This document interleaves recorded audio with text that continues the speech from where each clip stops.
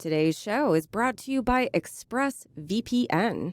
Protect your online activity today and find out how you can get 3 months free at tryexpressvpn.com/blow. That's tryexpressvpn.com/blow for 3 months free with a 1-year package.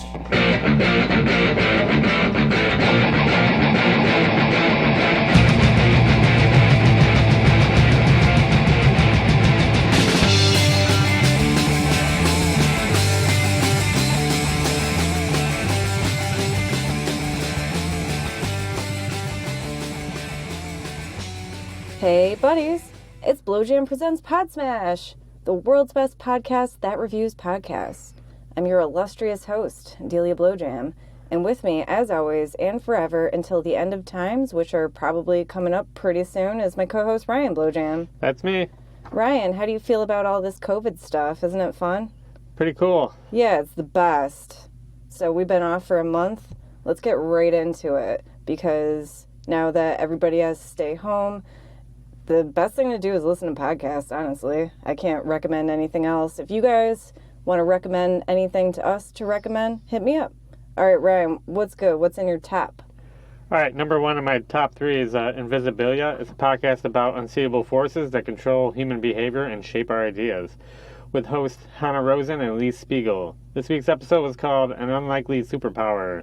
It's about a Scottish woman named Joy Milne, who has a biological gift that allows her to see things in the future, but not really. Basically, she can smell diseases. She can smell Alzheimer's and Parkinson's, and it's pretty crazy. So you should listen to that episode. She could straight up smell if you have what level Alzheimer's you have. If you're like a level 2 or 3, she could just straight up smell it. How? I don't know. It's really weird. What does it smell like? You have to ask her. Okay. I don't know. It just smells like something, I guess. That's pretty... Yeah, listen to the episode. I want to... Don't want to spoil it. Yeah. So. That's nuts. My first is This American Life, hosted by Ira Glass. It's called The Low Hum of Menace. And this episode it's like 3 parts. The first part talks about COVID, and he interviews people who are dealing with the crisis, like especially airplane sanitizers and stuff. And this poor woman, she's like 5 months pregnant. She does sometimes they don't have masks for them to clean the planes, and I don't know, it's messed up. The first main story was this woman who was released from prison, and she's getting back on her feet with this housing agency, and there was an agreement she could fix up this house and live there for free, but the inspector wouldn't sign off on it unless she fucked him. And he would keep coming by propositioning her and talking down to her, trying to get her to fuck him. And eventually she asked for all this help and was afraid to report him. And so she borrowed somebody's cell phone because she was at odds or whatever, and she recorded him. But was it enough? Because was he explicit enough on this recording in order to have a case? So it was really fucked up. Huh. And the third story was an audio excerpt of a play that was taken straight out of the transcript from the FBI interrogation of Reality Winner. They went to her house. Yeah, Reality Winner, she had exposed the Russian hacking. She worked for the government, and then she, gave documents to The Intercept. Great news outlet. Love Intercepted, hosted by Jeremy Scahill. So it was very good. But Ryan, I gotta tell you this. Ira Glass at the end of the show, and it's not a spoiler. Anybody could probably find this out. He discloses that he had come into contact and had shaken hands with somebody who tested positive for coronavirus. So our beloved Ira Glass might have the disease. Poor guy. Ah. He's such a sweet host. I love him. Best of luck, Ira. You got this. So you get for shaking hands. Yeah, don't shake hands. Why do we gotta shake hands? I know, right? All right, so my number 2 is Live to Tape. It's a comedy podcast with host Johnny Pemberton. This week his guest was Duncan Trussell. So I just like when those two get together because it's always a really silly time. They do a bunch of songs and weird accents. It's fun. So check that out. Duncan was on Rogan, and that was also really good. Cool, that was my shout out. But Oh, fuck. Well, sorry. Thanks. All right, I'm sorry. Well, my next one is Risk, hosted by Kevin Allison. True Tales Boldly Told. So people go live and they tell these really deep stories about themselves that they wouldn't normally share with anybody, especially strangers. And there were stories by Jamie Burkhouse, Hilary Sigmandi, Linda Smith, and Marianne Zangenhelm. And it was a wide variety of stories. There was one that I particularly liked where this woman's husband was a pathological liar. And just like the degree to which he would lie was really insane. But what I want to play for you guys is none of these stories. It's actually, they have songs that are interludes in between the stories. And this song just had me, like, I was at work and I'm like, what the fuck? So I'm going to play this for you. And here we go.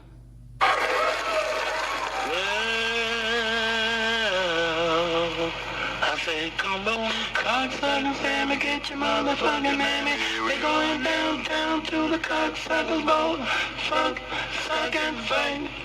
Tell them to get another broad daylight. We don't need no goddamn taxi bearers or treating them hoes in a rocket chair. Take off all the rings. We're gonna play a little game called tag. Tomorrow night after run cocksuckers bowl. Come on, you poor-ass singers and you big slingers. We're going downtown to the cocksuckers bowl. Sounds like Frank Zappa.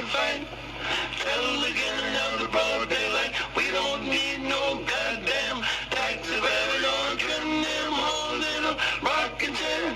Take off all the rings. We gonna play a little game called tag. Tomorrow night after run cocksuckers bowl. Cha cha cha cha. At the rotten suckers, rotten cocksuckers bowl.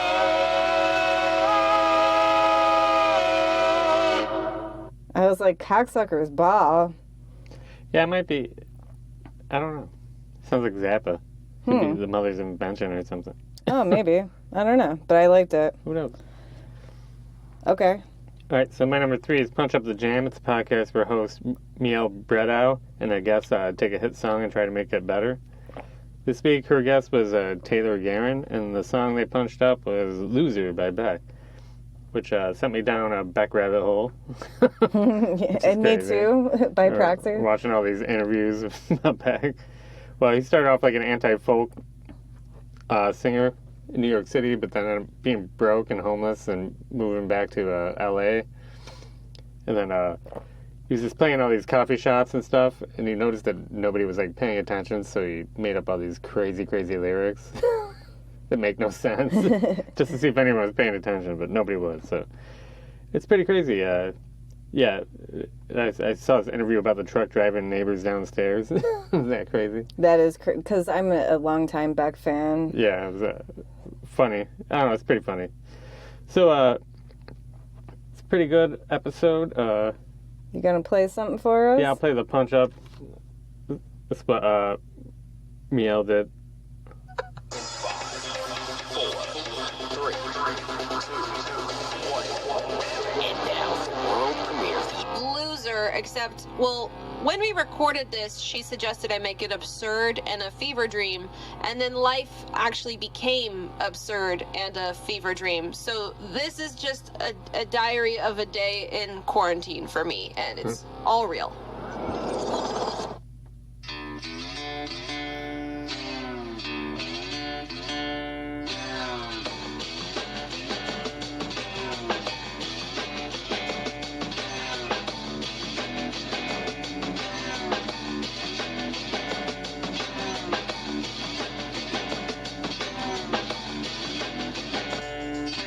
I am hungrier than I'd like to be. Making second breakfast, just burning through the pantry. Made a green smoothie. Tried to take an Instagram, spilled it on the table, drink it off with a straw. Trying on hats for a guy I've met twice. Phone screaming hot, 7 hours of FaceTime. Got a couch delivered last weekend. Couldn't sell my other ones, and now I got twins. Stuck with 2 couches in my living room. Looking at a $14 flight to Tulum.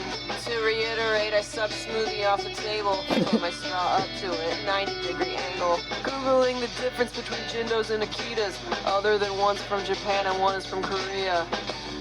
It turns out, it's the tail. Birds out my window. Where you going, baby? You should come inside. I got seltzer and a pile of smoothie. We can suck off the table. The stock market's down, but I don't give a fuck. I got my screen time 540% up. I'm working on dialects, nailed the Australian, struggling with the South African. You know, in America it's bling bling, but out here it's bang, huh? I'm trying on everything in my closet. I should learn how to sew underwear with pockets. Washing my hands, just staring at the drain. If I could be an octopus, that'd be my escape. I'd start over in the Fiji Basin and franchise a Subway. Alright, you got it. Yeah. That's funny. And I'm proud to say that I know all the words to the real song. Oh, nice. Should I do it right now? Please don't. Okay. Alright, we're good. And my last one is Rowan Mars describes things as they are. 99% invisible. That was a good one, actually. Yeah. He just walks around his house and he's like, oh, there's an oscillating fan, and then talks about the history of this brand of fan. Yeah. And he's like, oh, fork. Okay, this is forks are from. Forks used to be a 2-prong thing. And he's going on the history of the fork. It's like, imagine living with that guy. You'd be like, Jesus Christ. After a while, his wife must be insane. She's like, you make me insane, dude. You said it. Oh, well. Yeah, that was a good one. And there's a little bit of a crossover Easter egg thing into a special shout out that I have. So I think I'll save it for my special shout outs. But you know what I don't want to save is this fine opportunity to sell you guys a product. What do you think? Ads, Buggy? Yeah, sure.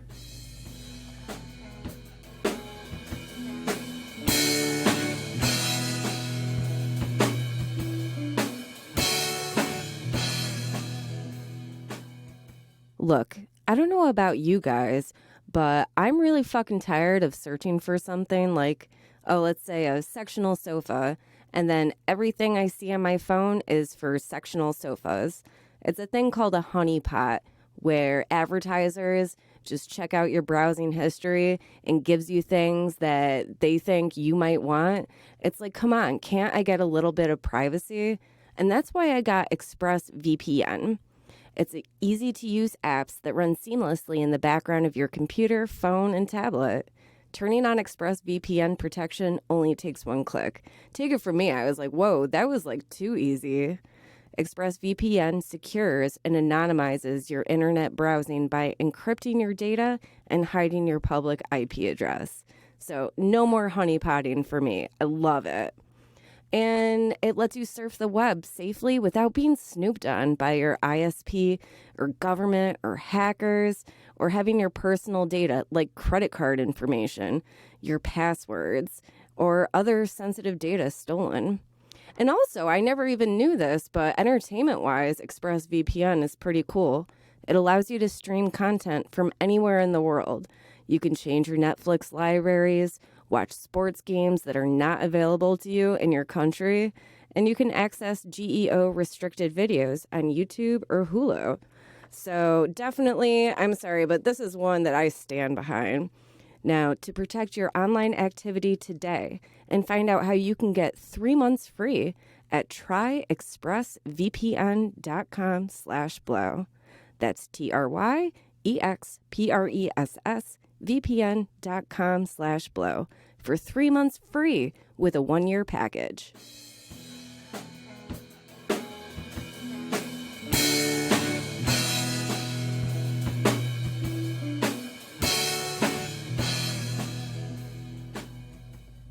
And we're back. And I really hope you guys like the shit that we're trying to sell you. And we've been off for a month, so Buggy, we got a lot of news to talk about. Yeah, we had a show at Cafe Oasis. We're going to do it again with Shout Out the Robots and Rye. And we ended up having to cancel that because of the good old coronavirus.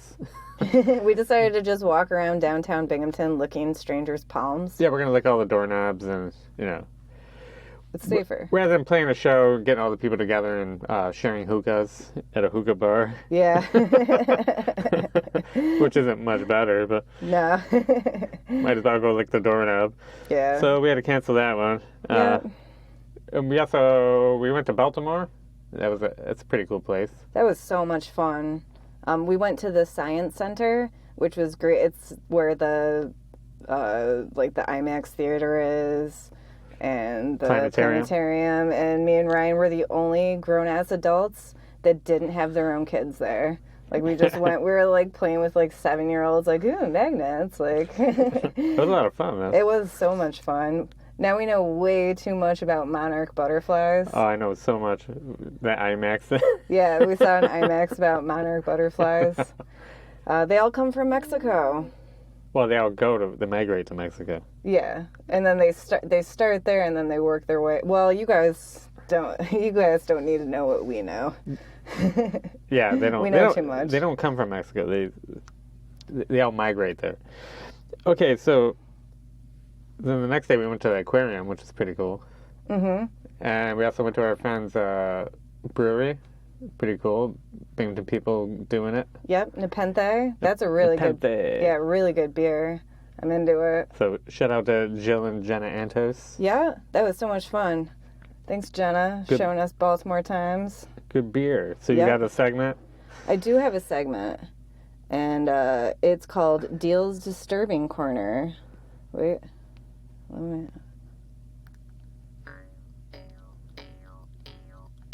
Disturbing. Do you like my theme song? Oh, you can't even hear it. So. Oh, okay.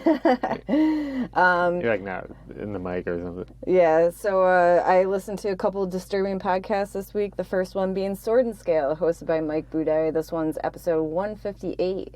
And Manuel Vela, in 2016, strangled his girlfriend, who just happened to be 29 and a half weeks pregnant with his son, and he cut out the baby and held it out of the driver's side window while he was driving, and then he tried to use it as a human shield against the cops. It's fucking nuts. Really nuts. Schizophrenia is one hell of a disease. Like, that guy is crazy. It was like God was telling him to do it. He's the Antichrist. Mm-hmm. So that was very disturbing. And another disturbing one is a new series by the good old Wondery Network. It's called The Dating Game Killer. So this dude, Rodney Alcala, he was on the dating game where it's like, oh, bachelor number one, and then the lady, she can't see them and she has to ask questions and determine who she wants to go out on a date with. Well, this dude is a serial rapist and murderer, and he would use photography as a way to Yikes. Yeah, to rope in young girls, oh, will you model for me? Will you do this? And then, yeah, it's really fucked up. Yeah, never answer a Craigslist ad for modeling. It's either gonna get killed or it's porn. It's one or the other. There should be a podcast called Craigslist. Yeah. It's just about the scary shit that happens as a result. Craig's Pod. So, yep, those are my disturbing ones. What do you got for us with your Ryan's New Podcast? All right, Ryan's New Podcast. My number one is Rumble. It's a political podcast hosted by Michael Moore. I listened to 8 episodes of it. It's pretty crazy. He's pretty good. He's all about Bernie, all about the election that's going on, and he's trying to give us the real stats, about the coronavirus. And he doesn't sugarcoat it. He doesn't sugarcoat it. It's pretty cool. I give it an Oscar. Good. Has he ever won an Oscar? I don't know. Well, he has now. Hey-oh. All right, my number 2 is called The Topical. It's a daily podcast from The Onion and Onion Public Radio. It's hosted by Leslie Price. It's like The Daily only like silly. So, to give you an example, here's some episode titles. These are just the titles of the episodes. So it's like, NASA announces they definitely just destroyed an asteroid. Is one of the episodes. Another one is dark ominous storm clouds atop Mount Money indicate recession could be near. Here's another one. Fiat recalls more than 10,000 cars for not looking small and weird enough. Outbreaks in Victorian England confirm coronavirus is capable of spreading through time. Oh. So I give it 2 Golden Globe Awards. Nice. Pretty good. Pretty good. And my last Ryan's New podcast is 36 from the Vault. It's a podcast where host Stephen Hayden and Rob Mitchum, they listen to all 36 of the Dick's Picks, which is a series of recordings from the Grateful Dead, a lot of their live shows. So it's pretty cool. I'm listening along with it, too. So I highly recommend it if you like the Grateful Dead, but if you don't, you're probably not going to like it. So I give it 36 Grammys. Okay. It's really funny, actually, because Jack, Ryan's brother, and our bass player, he's also super into the Dead. So at band practice, Ryan and Jack, they're like, "Oh, did you hear this Dick's Picks?" We're talking Dick's Picks, yeah. And Matt, the drummer, that doesn't know anything about Dick's Picks, and he's like, "What the fuck are you guys talking about with your dick pics?" There was a time Dick's Picks came out before cell phones existed and Dick Picks were a thing. Yeah, because they every Grateful Dead show was recorded. Yeah. So Dick, like, he would, pick them. And they kept it in a vault, like all these recordings from the soundboards, like every single concert. So this guy Dick, he was tasked with going through all the recordings and like picking out the best ones. He's like the curator. Yeah, the curator of like these live shows. And it's pretty good. He's got some good ones, but now in the series we're getting into like the 80s Dead, which I'm not a big fan of. So everything 80s is not good. I'm sorry. Like the Dad, yeah, the Dad was like, they went through phases. There were like 6 different bands, at one point. You know what is great? Led Zeppelin 80s. Oh yeah, 80s Zeppelin is the best. It's so wicked funny. Carousel Roundabout, dude. You can't fuck with that, dude. Oh my god. And Through the Outdoor, genius. Coda? Come on. Coda. Come on, guys. Coda. Coda. Oh, man. 80s Zeppelin is crazy. Yeah. Yeah. They tried to go completely electro, dude. Like, that's what they all did. They're like, ooh, let me get in on this synth action. Yeah, everybody went just synth trash. in the 80s. Oh, that was the worst. It was like, their keyboard player sounded like someone showed up from the future with a cell phone, and it kept going off in the middle of the song. Like the Nokia ringtone. Beep, boop, boop, beep, boop. You're like, what is happening? It's like an acid 60s jam band with a Nokia ringtone in the background. So, is it safe to say that you're skipping those ones? No, I'm still listening to them, but oh wow, okay. It's dedication. Yeah, it's fun. I'm taking the journey.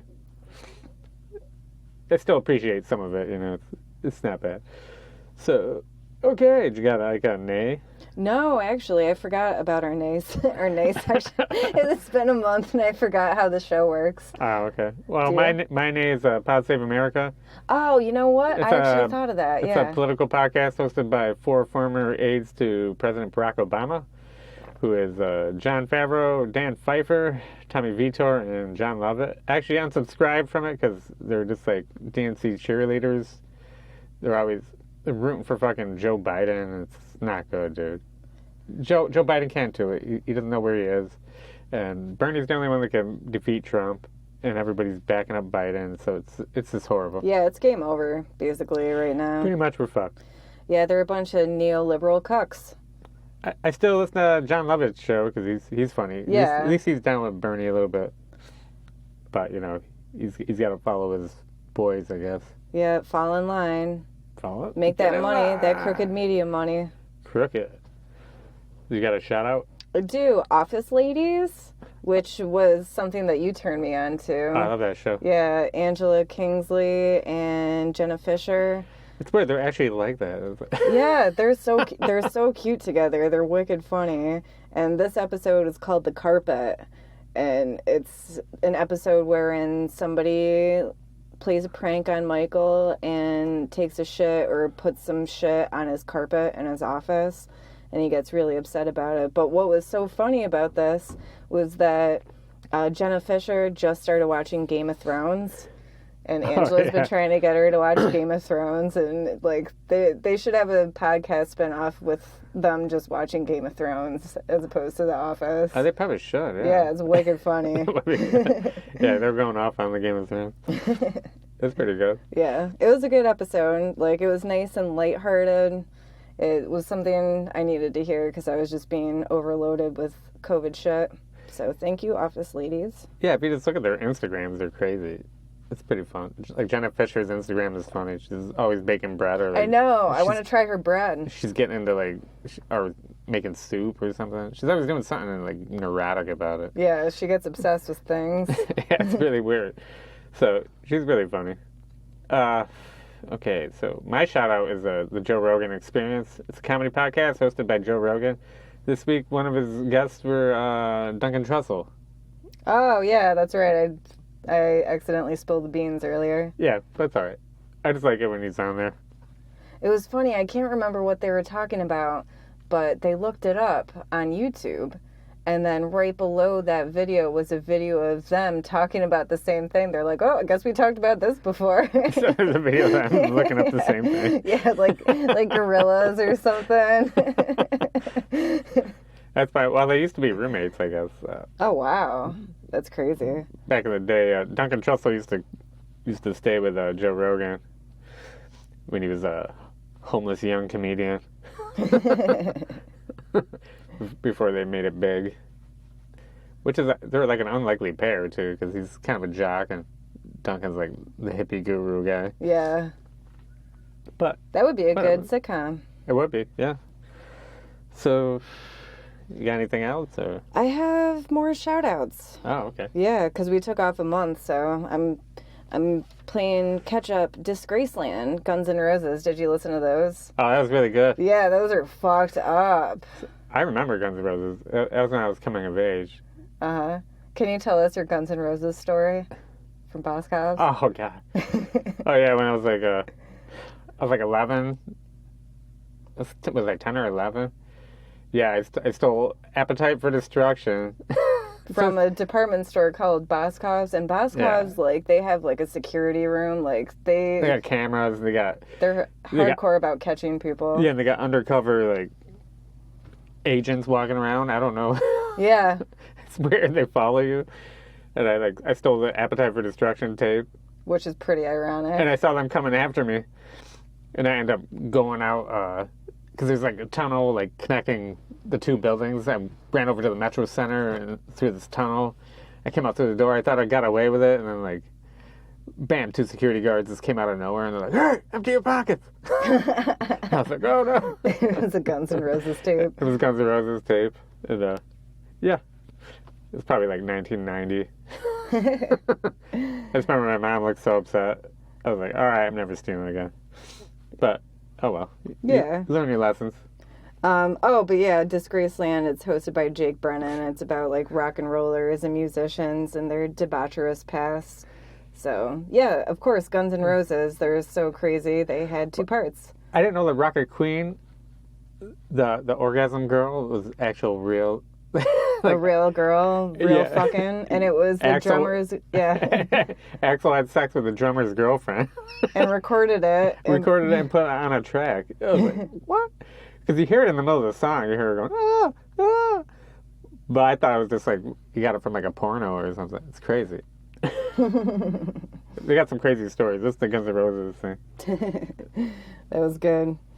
And last but not least, Reply All, which had probably like the most heartwarming episode of a podcast I've heard this year. It was so good. It's called The Case of the Missing Hit. Oh, yeah. Like, this guy was driving home with his wife one day, and he started singing this song from his childhood, like a late 90s pop song. You all know those songs, like, you got your Bare Naked Ladies, your New Radicals. Oh, well, with the Chinese chicken, yeah. It's a song like that, and she's like, what the fuck are you talking about? He's like, you don't know this song?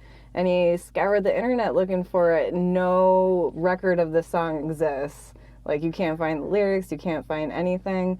So it drove him crazy. He asked the Reply All dudes to help, and nobody could fucking find the song, to the point where they actually, like, had him help a band recreate the song and, like, do a new version of it. And then, like, they went around to industry people and, like, couldn't find the song. And did they find it eventually? I don't know. But earlier, I was talking about 99% Invisible. Yeah, they found the song. Yeah, fuck. Jesus fucking Christ.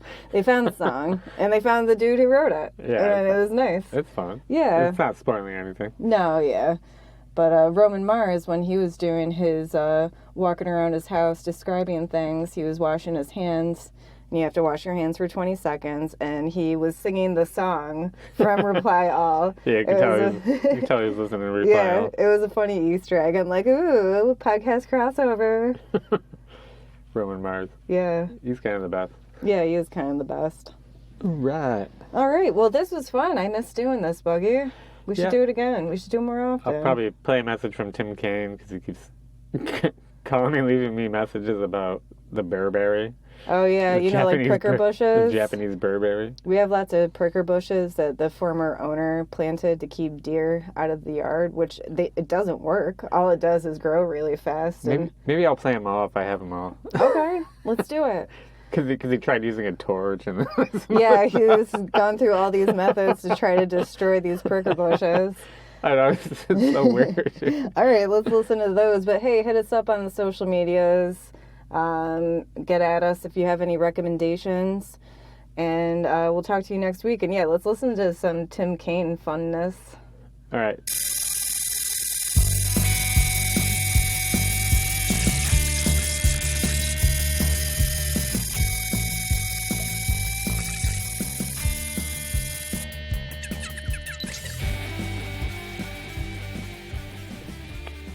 Thursday, 6:52 p.m. Hey, Ryan.